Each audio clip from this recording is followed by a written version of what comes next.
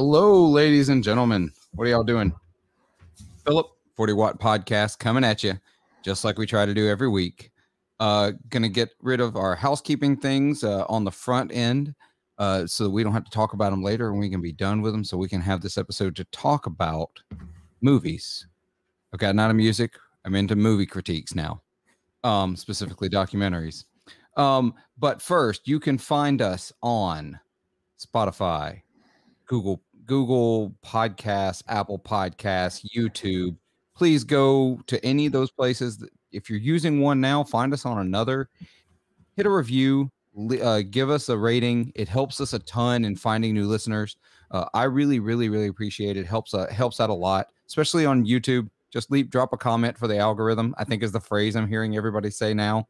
Hit subscribe and like on a video and bell icon and all those things that I barely pay attention to the YouTube, but I'm going to pay more attention. I promise. Working on it. But you can find us on Facebook, Instagram. You can also find us on Patreon. If you're enjoying the show and you really like what I'm doing and you like the guests that I'm having and you want it to keep going, it's going to keep going. I'm just going to go ahead and tell you it's going to happen anyway. But if you want to help me make it happen, you can join the 40 Watt Podcast Patreon for as little as $3 a month or as much as you want to give. You can help support this podcast, help me cover fees. Contrary to popular belief, it's not free to put a podcast out there. I mean, it could be, but I pay hosting fees. I pay platform fees. There are some things that I have to pay for, and your contributions help me make that happen. 25% of the proceeds from my Patreon will go to charity. At the end of this year, I will write a check to St. Jude for 25% of everything I brought in through Patreon.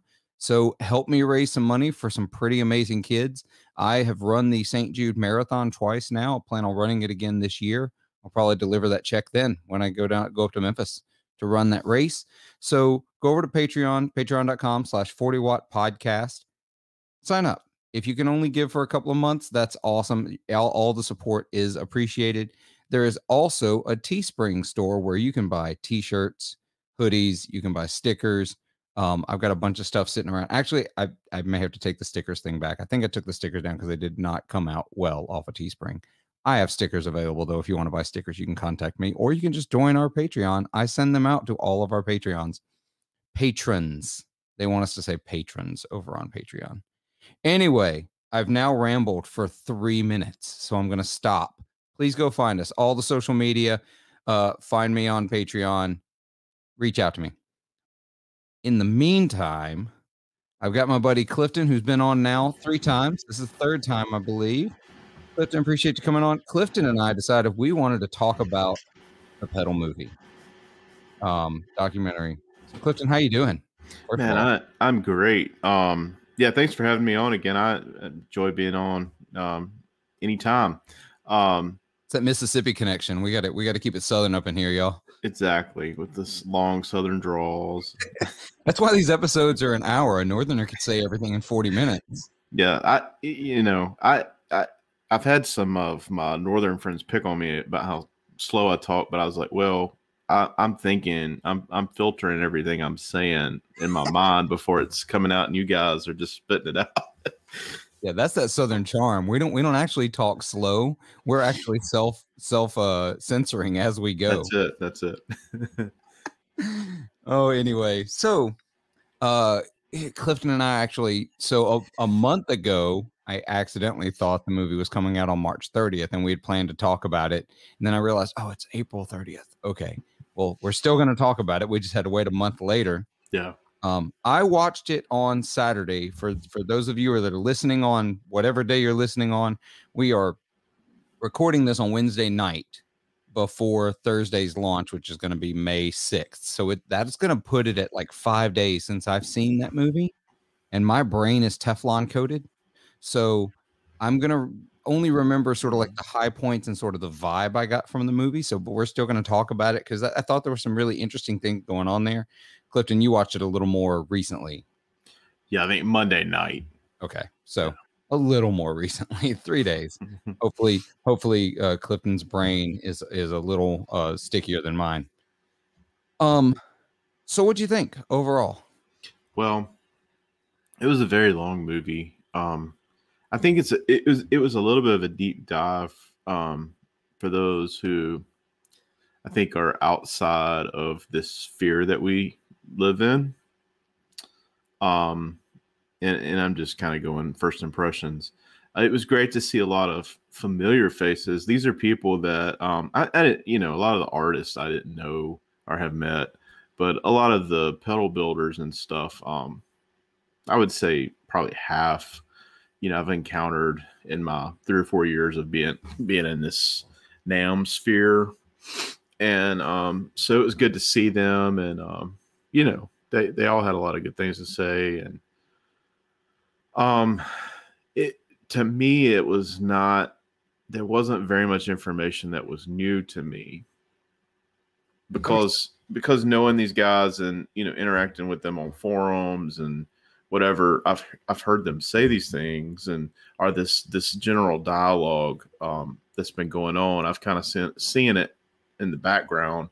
So from that standpoint, it wasn't anything new other than like there was a few little like things about the history and pedals that okay, I didn't know that what was it like Guild was responsible for like the Mutron originally. Right. Like I didn't know some of that information. So just to that was interesting a little bit.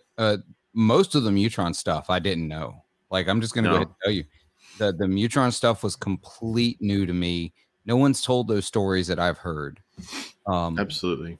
So that part I did find really, really interesting because I had not even considered how integral Mutron was in the development of pedals in general. Like I never thought about that. I knew that Jerry Garcia was a big, you know, fan of that type of sound, that filter sound, and I knew that, but I never really gave it much time of day. Yeah, same. I never really thought about it much. I love envelope filters or auto wahs or those kinds of things. I've never had a Mutron pedal, probably never will, but I love those effects. But I didn't know where they came from. I didn't know like it makes sense. It was all synth, you know, originally intended for synths and stuff like that, and it came out of that world. But it's dots that were never connected for me. I'm with you though, in that I know that like so we're recording this episode almost a week after it's been out. And so by now, everyone else, because I put out the podcast on Thursday and it came out on a Friday, everybody else has already had their interviews with the directors. They've already talked about it. Josh Scott had a big thing that came out today. His whole episode was talking to them and talking about his role, and they played some B-roll footage, you know, stuff that ended up on the cutting room floor. That was actually really interesting with Josh in it. But it was, I know that they talk about like it was appealing to people who aren't already in this sphere. It's like being a native English speaker. I don't know what English sounds like to non-native English speakers, right? Like, I don't know what that sounds like to hear English and not know what anybody's saying. In the same way that I watch this movie and I can't imagine what someone who's not already in the pedal world is seeing. You know, can't see what they're seeing. I have a hard time imagining that it holds their attention very strongly. It felt very niche. And that's not to discredit it or to say it isn't worth it. I feel like that's the way with most documentaries. Yeah. I'll say this, and I kind of said this about the pedal musical as well. It's interesting that they're documenting it. I mean, it needs there needs to be a good oral history. Yeah. And I know that NAMM has had a lot of those clips, you know, where they were citing the source was the NAMM oral history, and especially that's something that goes Mike on. Matthews. Yeah, Mike Matthews especially.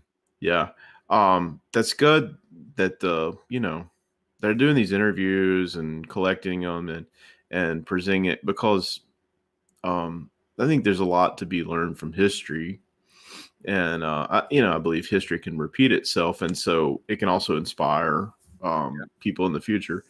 So I think from that standpoint, it's a very good thing for the community and to document some of these people who they're not artists, and kind of give them a voice and a face. That sometimes if you're not, in these Facebook groups with all these people, they'd be anonymous to you. You would not know about them. Yeah. And so I think that's cool. I think it's really rad that, I saw two of our fellow podcasters. Yep. Blake Weiland and Emily Harris both have been on the show, which I'm very thankful for. They both were. I think a lot of it was super cool. I think I'm trying to find a way to really I'm not trashing it. I don't want anybody to think I'm trashing it. I think it was great. I think it needed to be done.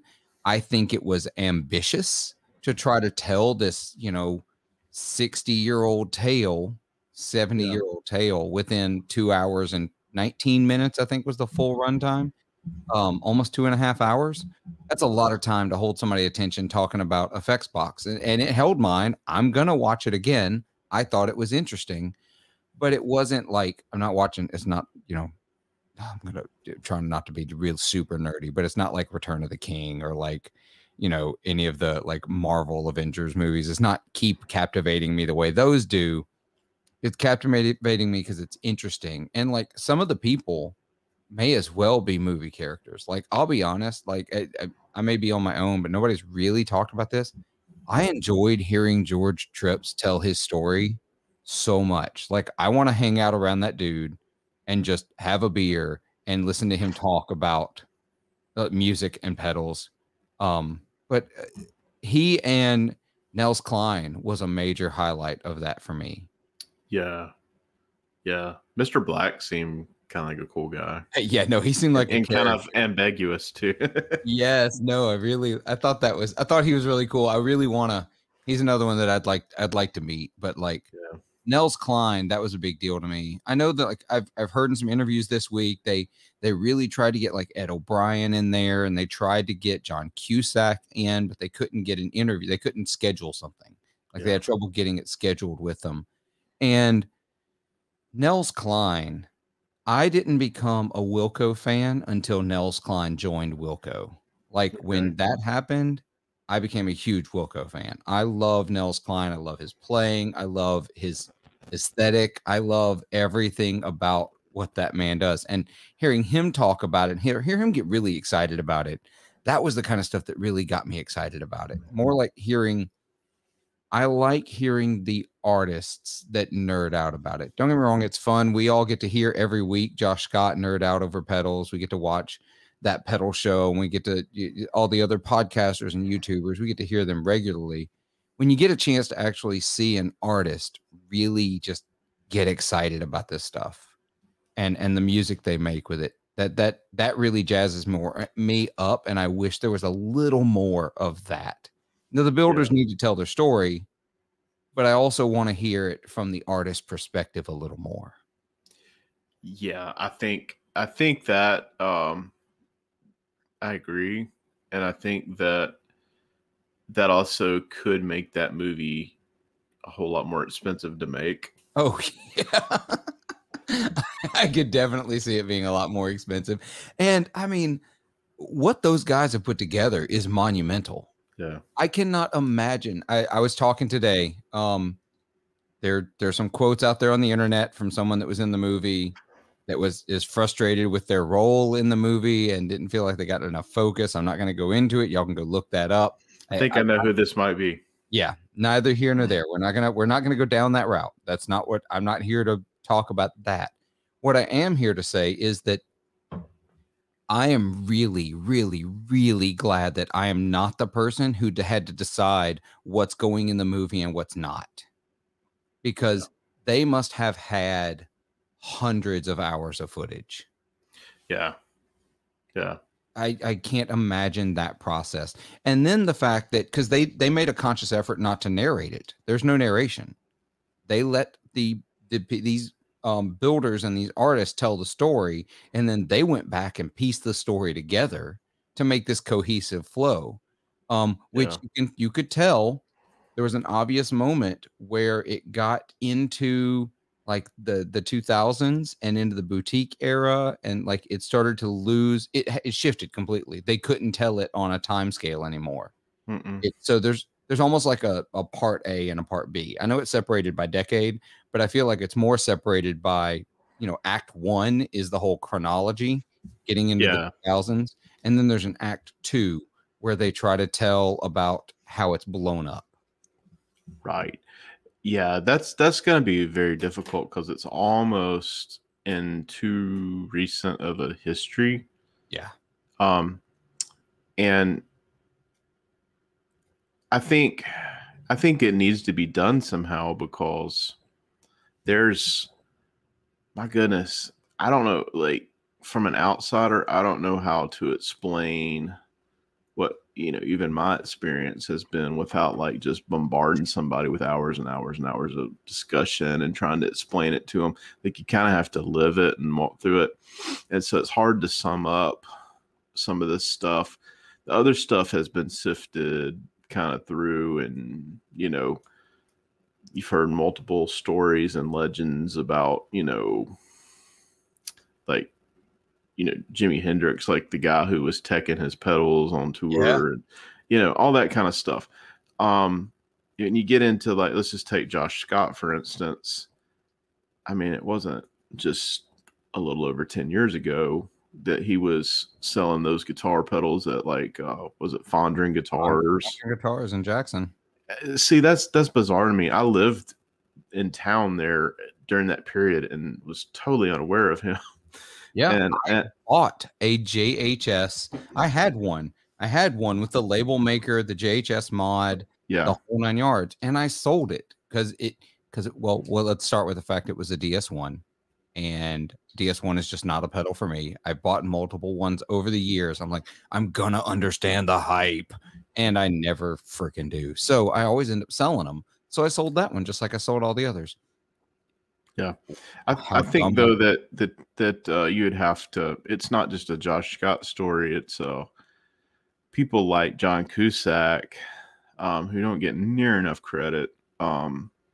You know, man, that dude is a wealth of information, and has had his hand in a lot of things. And then you got like Joel from Chase Bliss has got a really cool story. Robert Keeley, all these guys, like, it's too, you'd have to make another movie, I think. It's massive. It's a huge undertaking. Like, and they started out, this was an accident. They didn't mean to start making this movie. They were just filming videos for Reverb like they normally do. And then suddenly they realized, what they could be putting this together into. Yeah. I have to wonder if they second guessed that decision. It's like, why? Well, it's a trend that's really cool. And I'll say it, like, you see Reverb, and like I'm aware Sweetwater has been funding some arts and some projects. Like I think Blake, talked them into funding like a release an album on his podcast. That's interesting. About that when he was on the show a few weeks back. That, and then the pedal musical, and so there's some content that needs to be made, rightfully made. Yeah, that's it's interesting that there's some backers who are willing to. I still think it would be amazing to just make a movie about the whole NAMM experience. I could see something around that. But I think it's one of those things that everybody's going to feel a different way about, like the way it hits them when they're there. That it's going to be, it'd be hard. And you go in knowing something like that, your audience is small. That this is a small audience. There's not a ton of people that give a shit about this. Maybe tens of thousands. Yeah, maybe. Like, think I've never been to NAMM, but I've been to big conferences with big exhibit halls, right? Mm-hmm. and very passionate people in those fields. How, like, let's say, let's pick an arbitrary number, right? Let's say 25,000 people at a NAMM. I don't actually know the numbers. It's an arbitrary number. If I'm way off, y'all don't at me. But let's say 25,000. Of those 25,000, how many do you think are actually willing to sit through a 2-hour movie about NAMM experience? Yeah, probably not. Probably not many. So you got to wonder. I would be very interested to see how the financial figures on the pedal movie, to see how they did, like with people buying and renting. You know, they only went through 3 sources to buy or rent the movie. I went ahead and bought it because it was like $4.99 to rent. It was like $9.99 to buy it, and I knew I was going to watch it at least twice, so I just went ahead and bought it. Yeah, it just made more sense. But I don't know. I really, it's like, we were talking about this before we started. It was like, can I really talk for an hour about this movie? I really don't think I can. Like, it's interesting. It was fun. It was good to hear some of the history. Actually, I'm going to tell you the most interesting thing I got out of it. And I got a few interesting things out of it that I think are really cool. Like you, I knew a ton of those stories. Mm-hmm. Craig Anderson was the cool story I got out of it. Craig Anderson is the guy who wrote this book, Electronic Projects for Musicians. And many of the new builders, the new generation of builders, I'm putting everyone, basically Robert Keeley, Brian Wampler on, like think that generation later. They kept mentioning this book. And so they mentioned it enough that I went on Amazon and bought a copy before they all jacked up the prices and how expensive it was going to be. I'm reading through it now because I've always been interested. I've done some pedal repair. I've never done pedal building or really truly modding either. I did one mod a long time ago. It was a Tube Screamer mod, super simple. Somebody walked me through it. But I want to understand more about the circuits and how to build and how to put them together. And this actually has some pretty interesting instructions for how to build, like a preamp, a compressor, a ring modulator. Like, I assumed a ring modulator was a little more complicated, but maybe it's not. Or a talk box, because that'll go real well over in my blue sets. But that was the whole Craig Anderson building pedals, writing articles, and then going over to where did he go over to? Guitar Player, because he was writing for Popular Mechanics, and then they said they didn't want any more music content, so he went over to Guitar Player, and then eventually puts out a book. I think that's a story I didn't know, that I think is not given enough credit for how influential he was in developing the skills of new builders and developing the market to be so accessible. Not the market, the field. I don't know. I think it's interesting. I'm glad it exists. But I want to offshoot. So today, the JHS show JHS launched on the JHS show a new pedal. I'm going to put new in air quotes. A new pedal that's tied into the movie, like the previous releases. I always forget the Death by Audio collaboration pedal, what it's called. But then there's also the Bliss Factory, which is the ZVEX Chase Bliss Fuzz Factory collaboration, which is really cool. The Fuzz Factory is such a cool pedal. Anyway, neither here nor there. That's another pedal that I have no use for in the music I play, but I think it's awesome. So the new pedal, though, so both of those pedals that were previously released before the movie in collaboration with the movie were very much a new thing. It was Chase Bliss taking on the Fuzz Factory and adding all the features and all the bells and whistles that, Chase Bliss is known for. Actually, I'm gonna do that thing that is terrible podcasting. I'm gonna Google. Yeah, I'm gonna do that. It was that's why I can never remember it, because it was the Time Shadows. That's it. Subharmonic multi-delay resonator. Like wild, crazy stuff. And it was a collaboration between Death by Audio and let's see who was the other one. Earthquaker Devices. Anyway. So those are cool. They're their own thing. Sorry, I'm today has been a rough day. I'm thinking slow. So the JHS pedal they put out today is essentially the V1 Morning Glory. Like big Hammond box, 3 controls. It's almost, as far as I'm aware, the V1 Morning Glory was just a Marshall Blues breaker. Like no deviation, no switches, no, none of the crazy stuff that had crazy. It doesn't have the red switch. It doesn't have the clipping selector. And I have mixed feelings about it. It's a limited edition pedal tied to the movie that isn't something new. That's just a reissue of something that already existed. Now, the original is almost impossible to find. I don't understand it. It feels weird. And I love JHS. I do. I mean, for those of you on YouTube, I'm wearing a JHS shirt. I love JHS pedals. I think they make cool stuff. I like Josh and what he's doing. I don't know that I'm high on this release. I don't see why I would buy this pedal over a new, like, what are they on V4 now? Morning Glory, other than for the collectible. Well, that's it. It's just it's kind of like a one-off, only 300. I don't know what he was retailing those for, but I think I saw $299. Okay. I think I saw. Well, that doesn't surprise me too much. Yeah. Being like that Fuzz series that he came out with, that was like the clones. Oh yeah. They ran around that price range, I think.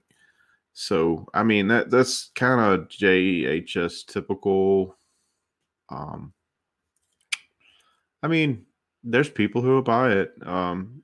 Oh that yeah. doesn't mean that I'm itching to have that pedal, but I'd rather have the real thing. I mean, like the current version now or something like that. Yeah. Yeah, I'm looking to see. I'm actually looking to see if they've already sold out, because we know how this works, right? Yeah. Well, somebody swoop in and buy them all, and then they'll be like $500 tomorrow. Yeah, I don't see any of the pedal. I don't see any of them on Reverb. Yeah, that's wild. Yeah, I don't see any, but I'm also not logged in this browser. But anyway, they may already all be gone. Doesn't surprise me, because that's what we've become, for good or bad, however you want to look at it. We do exclusive release pedals and they sell out and they're gone. That's fine. Yeah. I'm not a collector. I have stuff. I don't have as much as most of the people that do podcasts or YouTube. I genuinely don't. I have a lot of stuff, but not that nearly that much. I don't collect it. I have it because I use it and I like it and I like the way it sounds.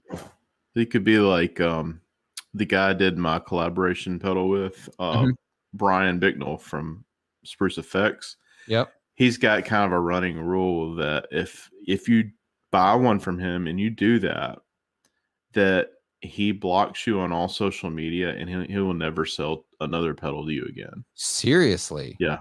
That's how serious he's about that. That's intense.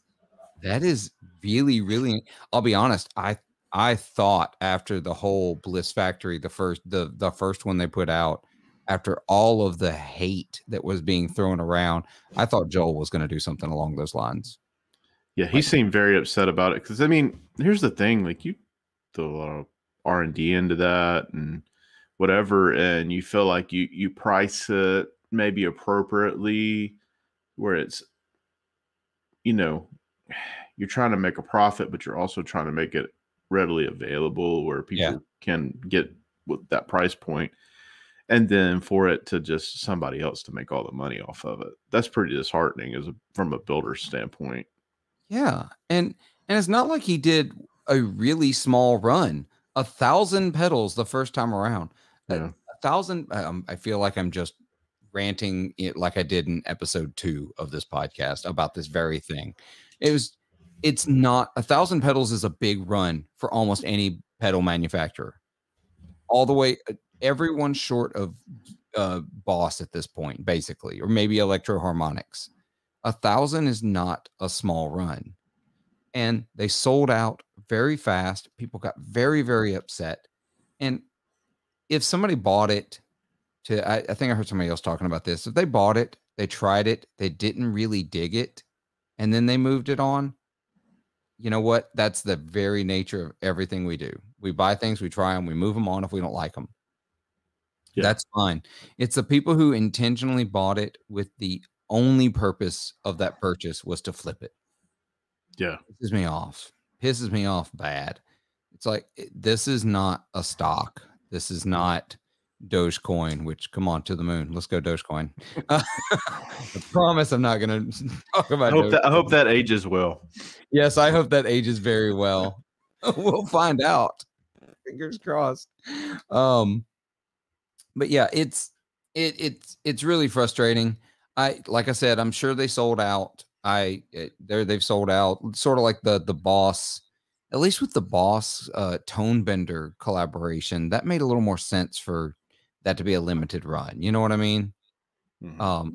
The transistors and stuff that they need for that. I don't know. I'm ranting. I'm just rambling too about it because I don't feel good about it. I don't hate it, but I don't feel good about it.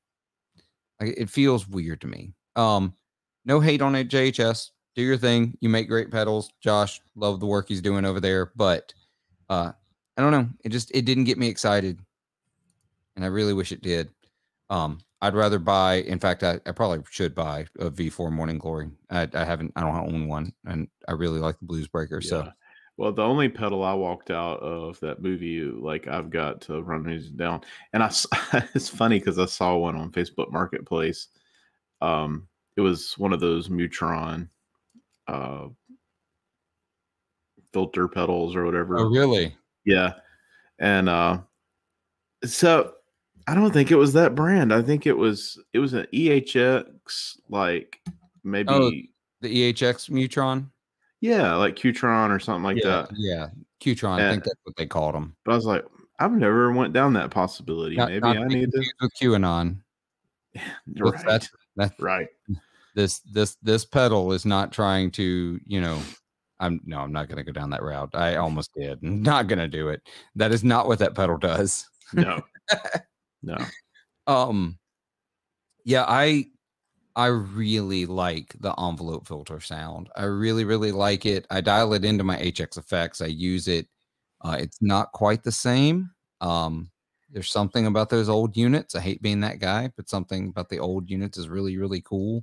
You listen to that old, all the old Garcia stuff with the Dead, and you listen to John Mayer doing it with Dead and Company. Or in his solo stuff. That sound haunts me. I don't trust myself with Loving You. That intro sound. Okay. Oh, that sound, that filter sound. I love that, and I'm with you. So you saw one on Marketplace in Mississippi?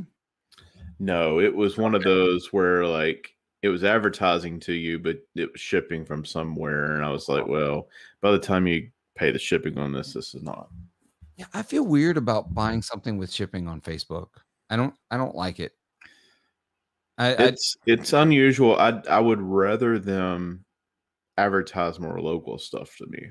Yeah, I'm constantly having to click the button to just see local, and even then, it shows me stuff that doesn't belong in there, and I'm like, I think their algorithm is wanting you to do otherwise. Yeah, I think it's because if you do the shipping through them, they get a cut of your sale because you've got to pay through Facebook.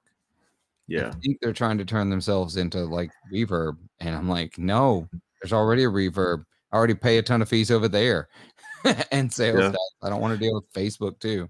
Yeah. But if you would like to sponsor. But Facebook, if you'd like to sponsor the podcast, you can contact me at 40wattpodcast@gmail.com. Right. But well, that's the other thing, right? If I'm going to give money to somebody in fees, I'd rather give it to someone who's doing things like the pedal movie. Yeah. They're making this content rather than Absolutely. giving it to Zuckerberg. You know. Well, he probably doesn't know we exist or our niche at Oh all. no. He doesn't. He does not care. I noticed the other day that one of his posts came across my Facebook feed. I'm like, I don't follow Zuckerberg. I'm not friends with Zuckerberg. I don't want to see his post. I don't care. Look, you're not Tom from MySpace. We liked that guy. Back off, dude. So let's move out of this because I don't really have much more to say on it. I thought it was good. I'm gonna watch it again. I think it's really informational. Some people are saying they think people who aren't into guitar or pedals would really get into it. My wife sat and watched most of it with me, and she was on her phone the whole time, completely uninterested. Yeah. So Yeah. it is what it is, you know. It's okay for it to be something targeted to a small audience. But gigs are opening up again. I want to talk about this because this is much more exciting. Gigs are happening again. I was supposed to be playing one on Friday. I was going to play guitar for a singer, but she's developed a congestive cough. She's not going to be able to do it. And I'm not ready to start doing 3-hour acoustic shows by myself because that just sounds awful. So I'm not doing it, but I've got a couple of more gigs this month. I've got my bands getting back together. My blues band that I'm hoping to turn into an originals band is back together, sort of. We're going to play in June, first weekend in June, back at Ground Zero in Clarksdale. Super, super excited about that. We're going to get exactly 0 rehearsals before we play that gig. It's going to be awesome. That sounds like a blues gig. That's exactly right. We're going to get 0 rehearsals, and it's going to be awesome. I got a couple of great players coming to play that gig with me, so I'm really, really excited about it. Played Juke Joint Festival a couple of weeks ago. I talked about that last week on my episode with Joe Branton a little bit. Juke Joint Festival, Clarksdale, Mississippi, April. You need to go. Everybody needs to go. Everybody needs to see this festival. I don't care if you like blues. I don't care if you like music. It's just fun. It's like a week long of like, they call it festival adjacent events because the festival itself is only on Saturday, right? Okay. But like Tuesday through Sunday, there's stuff going on in town. Places that wouldn't even normally have live music have bands. They've got people playing out on the street, like tents set up all over town. You can go and listen to music basically from about 10 a.m. to about 1 a.m. that night. It's crazy stuff going on. They've got arts all and booths set up all through town in the middle of the street. So there's people selling everything from like cigar box guitars to watercolor paintings to like in other years, they'll even have like a rock climbing wall. Wasn't there this year? Probably. I understand why. But it's my favorite music festival because all the stages are small. We're talking like the biggest room is like this year, the biggest room is was like a 140 seat cap, and then everything else was like a 50 or below, right? Like I think Ground Zero, I can't remember Fire Code. Ground Zero can hold like 150 people. New Roxy didn't open this year for it, but that's another theater in town that normally has an act called Reverend Peyton and the Big Damn Band. They play, Okay. they I know who play he is. every year Saturday night at New Roxy. Well, New Roxy didn't open this year for the festival. They decided to stay shut down. So Reverend Peyton played at Ground Zero, and it was packed. I didn't even try to go in. It just seemed like a great opportunity to get COVID. Yeah. As much as they were trying to be careful and proactive, it is what it is when you start getting people together. I did think it was cool. They had a medical staff there in a medical tent doing vaccinations at the festival. Yeah, I think I heard you say something about that on one of the podcasts or something. Yeah. That's wild.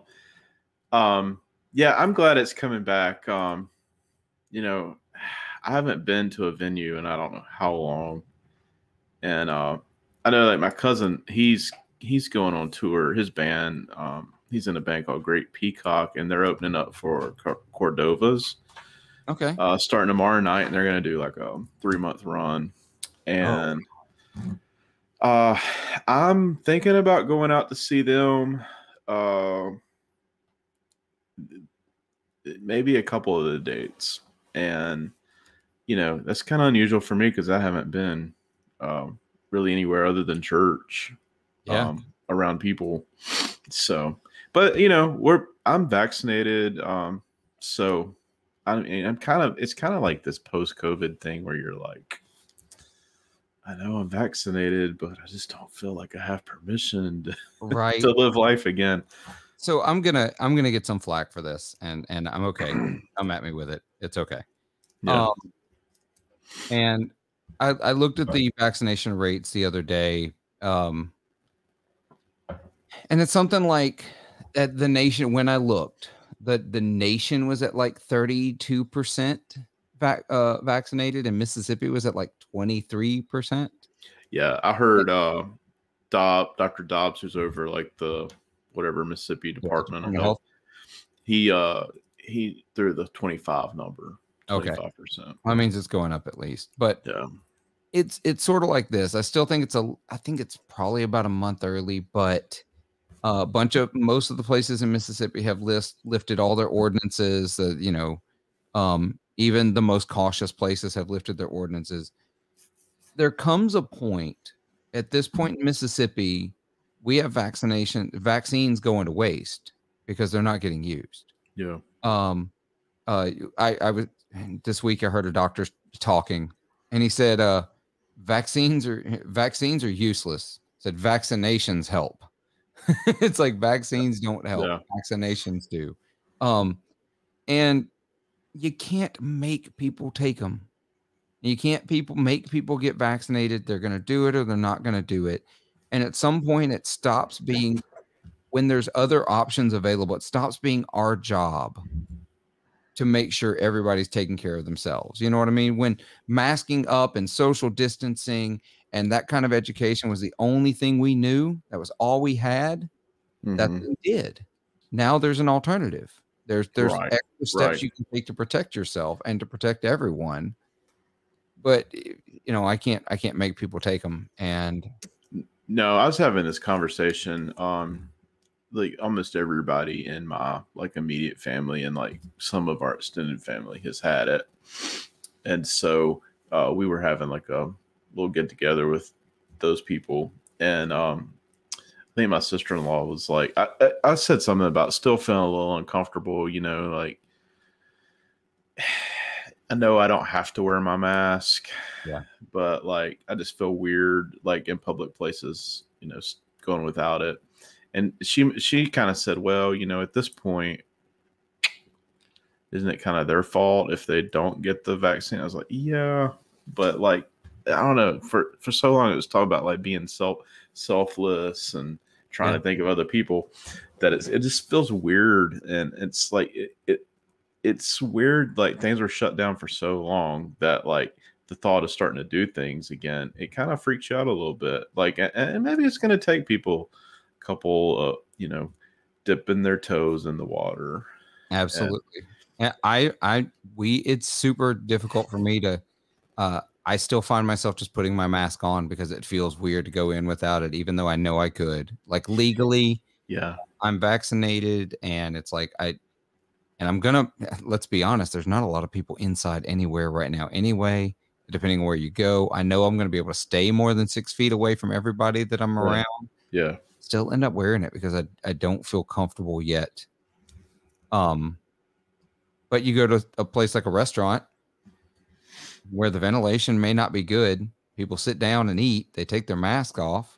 It's getting circulated around. It just is what it is. Yeah. Yeah. Anyway. Yeah, totally. And I know that's really off subject. It is, but it is off subject, but it's on subject for the purpose of getting back to live music. Because I keep hearing, we keep seeing like the situation in other places that don't have as readily available vaccines, and they're fighting to get the vaccines available. Oh my goodness. Like India, like it seems like out of a movie. It's It's so bad. It's still so bad. I think I heard Colombia is still extremely bad. They're still fighting to get vaccines. And, here in America, we're just taking them for granted. More rights and, Yeah. It's, man, my heart really goes out, and I know that there's nothing I could personally do, but anyways,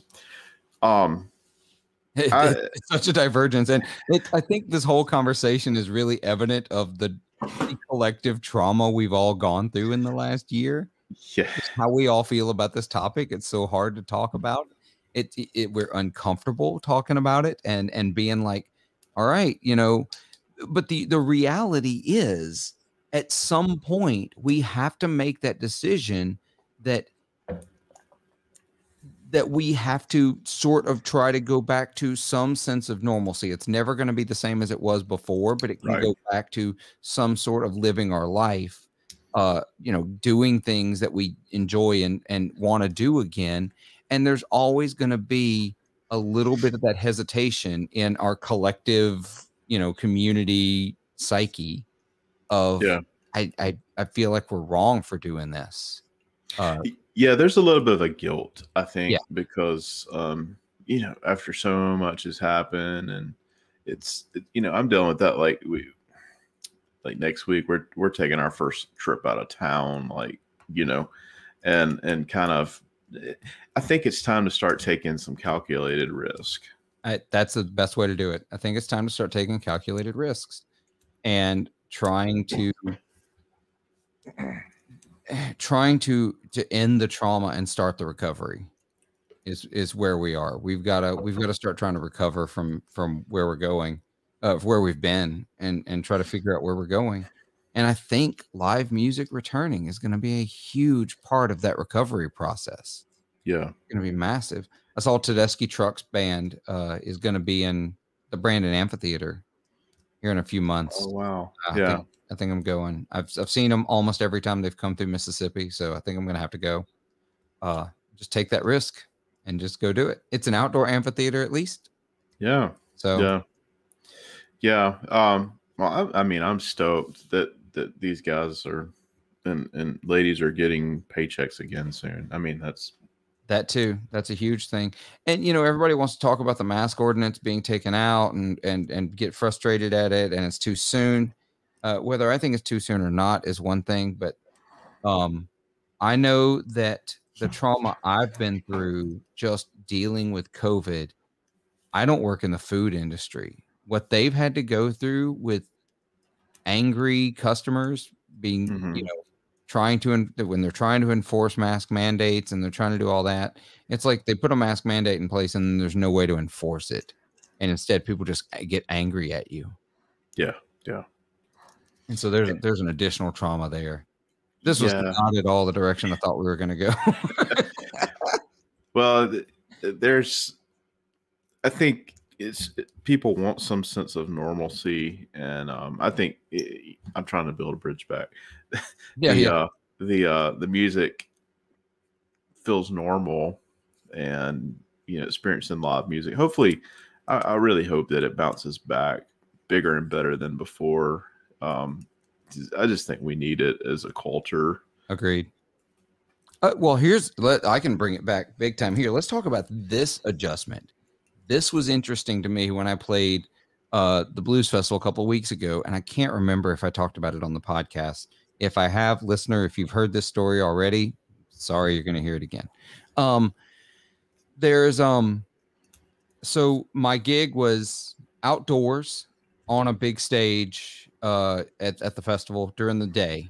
And so I brought my amps. Got to turn them up for the first time in over a year. And volume was jarring to me. Yeah. Playing at gig volume took me by surprise. It was, I had not been at outdoor stage volume in so long that I had to adjust. I had trouble playing because the volume, it was so different than the year and a half I've been sitting in a small indoor space playing guitar. Yeah. I wonder what that's going to feel like for a lot of people as they go back to gigging and trying to get used to being at volume again? I don't know.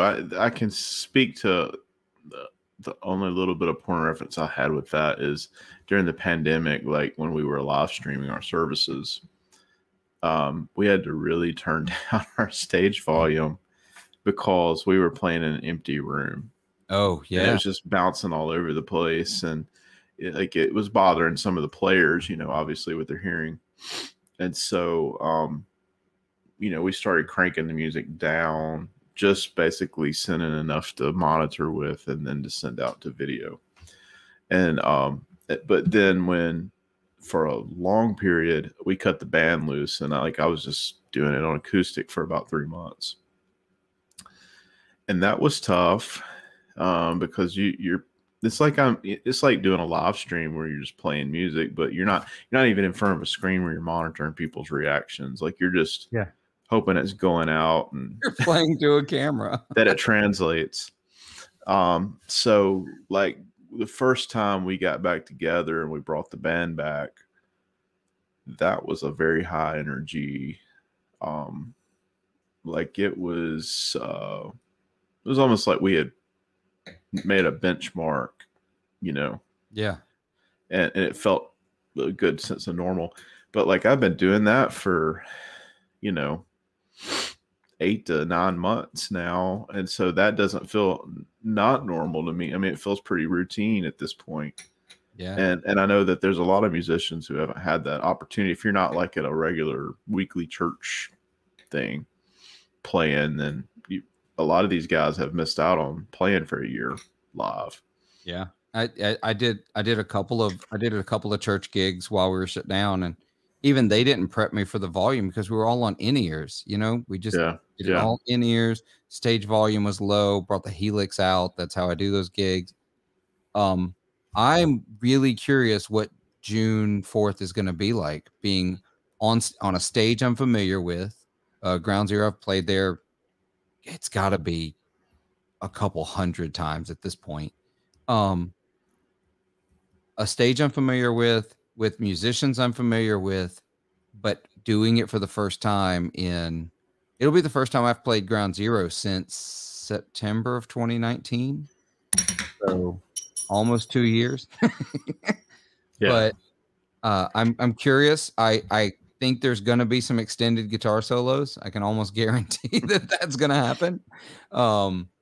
It's going to be a very improv based night, but I'm really, really excited about it. I have never been so excited to pack up all my shit, cart it across the state, spend an hour setting up to play to a room full of probably maybe 25 people and not get paid enough to cover that. I've never been so excited to lose money playing a gig. I'm just put it out there. Yeah. I've never been so pumped. It's going to be awesome. Well, man, if you can get some video content, I will probably live stream it on my Facebook page, and then I might not leave it full time. I may pull it down, but then use it to get some bits and pieces. But I will probably set up to live stream it. So it'll be up. I'll just use my phone. I won't be able to see comments. I'm not going to be talking back. That's not what this gig is. This isn't where I'm just playing to a camera, but I'm super excited to play it. And so be looking out for that June 4th. If you can come to Mississippi, you should, and come to Ground Zero Blues Club and come hang out with us. Show starts at 8. We go 8 to midnight. I've got to get out of these 4-hour gigs though. That's the one thing that I know. 4 hours is just, it is hell on the body. It's hell on the voice to sing for 4 hours. Now, do you play all the way through, or do you take breaks? It sort of depends. The typical is 45 minutes on, 15 off, except for the last set, which tends to run the full hour because there's no break and then end. I started doing at one point where I would do 60 on, 20 off. And then, so 60 on, 20 off, 60 on, 20 off. And then just the last set would go whatever the time lot was. Yeah. But yeah, it's a lot. It's work. Anyone who thinks playing music isn't hard work, try doing it for 4 and 5 hours. I was telling someone I once played a 5.5 hour gig on the street during a blues festival with one 15-minute break. It was painful. Like my back was shredded, and I was a much younger man then than I am now. So yeah. Well, I don't think I've done more than 2 to maybe 3 hours at a camp, but 2 hours probably, at church if we had some kind of extended service. So 4 hours sounds pretty brutal. And I mean, usually that's the thing is like, I don't change guitars, but when I play for a couple hours, I need like just the neck on a guitar will start to hurt. I mean, playing the same one, I like to grab a second one if I'm going that long, just to kind of have a where it feels fresh again. Yeah, just for a change. I always take at least 2 guitars. If I have to play any slide, I'm taking 3. Because I have a guitar specifically set up for slide, and man, it is just it wears you out. And I don't know who or where that 4-hour thing got established. But it seems to be the norm. Most of the bars that I grew up playing, it was 4 hours. You're expected to play for 4 hours. Yeah. It's brutal. It is absolutely brutal. Anyway, but I'm still excited about it. I'm still trying to book more. So if you're out there and you're listening, you want to book a band, I got you. I'm excited to get back out and play, and maybe actually start getting in some in-person interviews for the podcast. That'd be real cool too. We'll see if we can make that happen. Oh, so have y'all gone back to like full in-person church, or y'all still? Yeah. We did, we did like I said, like I described earlier, where we, had let the band go and then we came back, and then we were doing split services that was kind of problematic because we found out that people like to come to the earliest possible one. And then the second one was like, it turned into where older people thought they could go and not be exposed to a bunch of people. Oh, okay. But that wasn't the intent. The intent was to like kind of 50-50, try to space our congregation. Yeah. And that didn't work out to it. But I mean, right off the bat, like we were probably having half of our regular attendees weren't there. And then you cut it in half, and then you were cutting it in half again. So you were playing to about a fourth of the people in each service, but it was more like probably a third and then 2/3. Okay. So anyways, we did that for months, and then around after the holidays and things started to go back up, hopefully, like where it was looking like, okay, maybe we're turning a corner. Right. We decided to go back to one, and there was maybe 1 or 2 times where I felt like, it's a little crowded, but for the most part, it was like the just right dynamic where you were able to, right.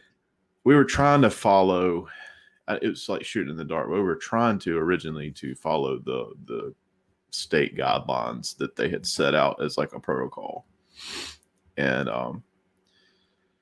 so we were doing every other row and, all that kind of thing. Yeah. Well, we've been back probably since March or so, like just doing the all together one. And then a lot of our programming has gotten back. There's a couple of things we haven't added back yet because it just haven't figured it out. But I would say that's probably been one of the slowest things that, church life, whatever, is getting all the other stuff going back and going, not just having church, but like all those other little auxiliary things. Because there was a point where we shut all that down and was just doing live stream services. Yeah. And that was it.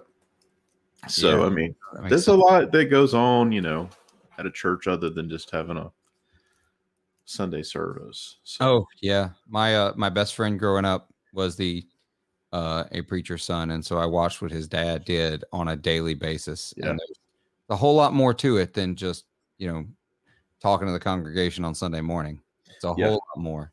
Yeah. So anyways, yeah, we've seen a return probably around Easter. Like people are starting to kind of come out of the woodwork. Like some of the ones who are really cautious are starting to come back and kind of peep back in. And it's kind of like we are turning a corner in Mississippi by looking at the numbers. I pay attention to it. I think it's getting a little safer. The case numbers are going way, way down compared to where they were a little while back. Yeah. So I think people, even the people who are maybe argumentative about masks and they're the least worried about it, I feel like even they have taken some precautions that are really helping. You know what I mean? They're being as respectful as they can of other people's want to take precautions. So yeah. And that's the thing is like, as much as, I may feel a certain way about all this, like I had to be very mindful as there's people who don't feel the way I do, but like still gotta find a way to make this work, and not be at each other's throats over this. So it's been an interesting year because I'll tell you something it's taught me. I will be bringing my own microphone to every gig for the rest of my life. oh my goodness, That's a good idea. I will never use a house mic again, ever, ever again. It won't happen. No one is playing my guitar and sitting in and playing my guitar for a while. Yeah, because I just gross. Not gonna do it. I wouldn't be prudent. Not gonna do it. Yeah. It just those things, the little things that I never really thought about before, now worry me. I'm like, yep, my own microphone. I'm keeping space. I'm taking my own cup. Like I don't really drink much anymore, so I'm not going to drink on gigs anyway because it dries out my throat and I need to be able to sing. But like I'm going to bring my own cup for my drink. That's mine. Yeah. You know what I mean? Like that's how I'm getting about it. It's like, no, I'm taking precautions. I'm not getting sick. Yeah. There's so many things that I think will change, like the way we do things. And like, I was reading an article, and I think maybe this has something to do with venues. That's the only reason I'm saying it. Like Disney World was talking about how even though there's so many people like they opened Disneyland last week, so many people pouring in and everything's sold out. And then, like they're going on like 2 months of all the reservations are booked at Disney World, like for the parks, except maybe like one of the parks. And so like, that sounds like they're being very successful, but they're still taking a huge financial hit because those types of things are built to have just people packed in. Yeah. Just like tight. Yeah. And so when they aren't, like the financials on that just struggle. And you can tell in their stock price, like you would think they'd be up, but like they're kind of laying stagnant there, like kind of what's going to happen. Yeah. And so when the one in California announced that it was opening, the stock did not skyrocket like I was expecting. Yeah. And so I think there's some crossover in the entertainment world. What's sustainable long term? I think that groups, I think the establishments will be okay because the people are going to go eat and drink, whatever. Sure. But I think for a band, it might be for a little while. Maybe they got to figure out a way to stream and have tip jars online. And like, it's going to be a multifaceted approach moving forward to make that gig worthwhile because they know that you can't go play to enough people to pay for all the overhead, whatever. So I think it's important that bands have a huge, bands or solo artists, whatever, have a huge social media following as well, and they cultivate that in a crowd. So because realistically, if you could get both, I think it could be firing on the same cylinders what it might like used to be when you just could go play and not worry about all this. So I will say that pre-pandemic, so in 2019, I had started whenever I did acoustic gigs or band gigs, I had a little chalkboard that I carried with me, and I put it at the front of the stage, and I put my Venmo and my PayPal information. That's smart. So yeah. People didn't have cash and they wanted to tip the band. They could do so. I guarantee